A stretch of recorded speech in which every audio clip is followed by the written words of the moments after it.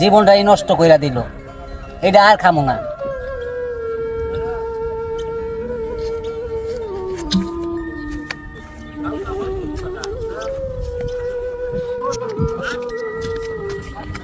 এ ভাই, আজকেও রঙিন পানি খাইছেন? না, ওয়াদা করছি আজকে শেষ, কলকাতা রঙের পানি খামো না।